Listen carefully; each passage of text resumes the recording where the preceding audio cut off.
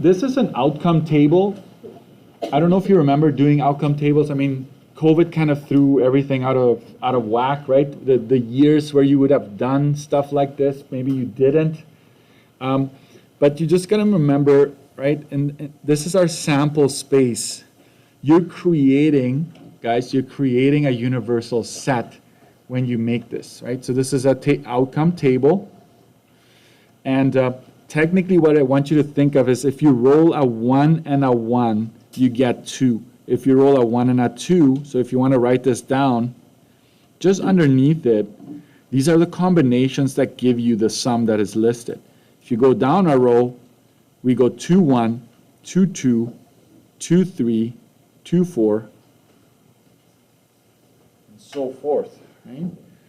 This is 3, 1, 3, 2. Be very comfortable with this. This could have been a,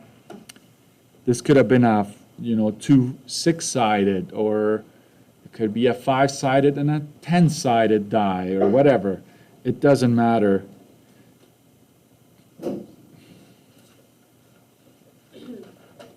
Okay, so there are the combinations underneath that give you the sum. So if you roll a 1 and a 4, of course you get a sum of 5.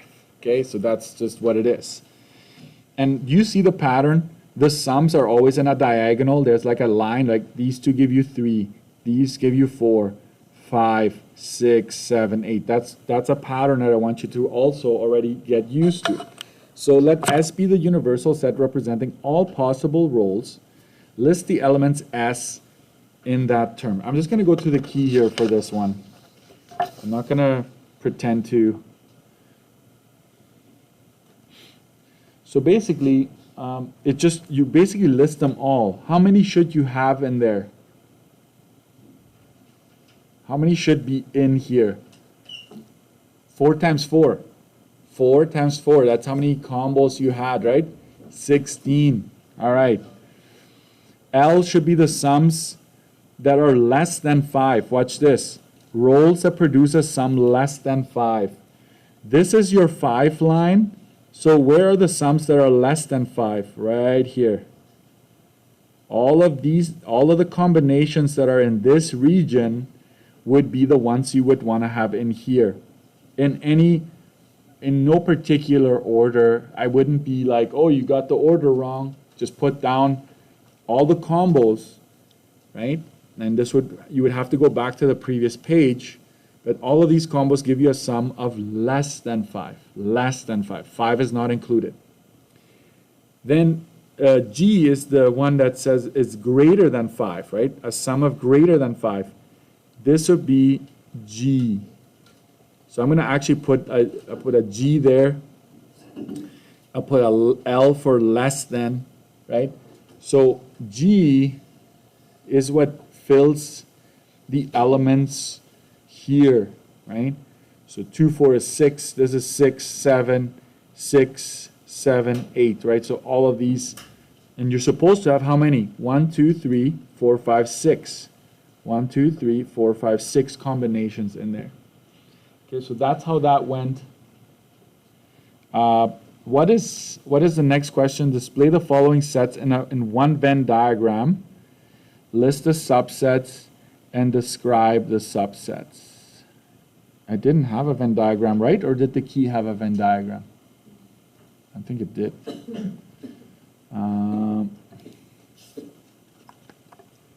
Well, if you did, are these? Let's just talk about it. Would these two sets be joined or disjoint? Disjoint, right? There's nothing that they don't share a single combination, right? There's nothing in common. So we can do this. This would be L. This would be G. Okay? Come on. And then you have the box around it. You think we can do that? I'm just going to say 1, 1, 1, 2. Can you see that, or is it too small? Maybe it's a bit too small. But essentially, I'm just going to go dot, dot, dot. And then for G, you would have the 2, 4, 3, 3, dot, dot, dot, right? There are 6 here, and there are 6 there. No? Did I get that right? Yeah. 6 and 6, sorry.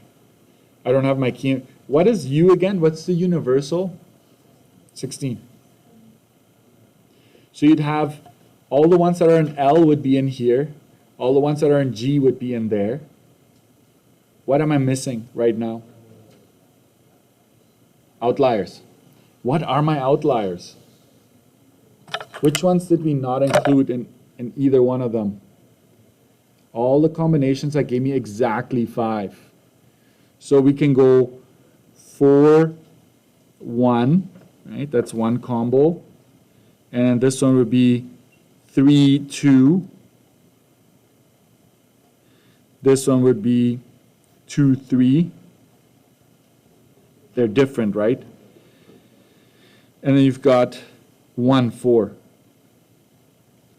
Do I now have all 16 represented? 6 and 6 is 12, plus 4 is 16. That's what the Venn diagram would look like roughly, okay?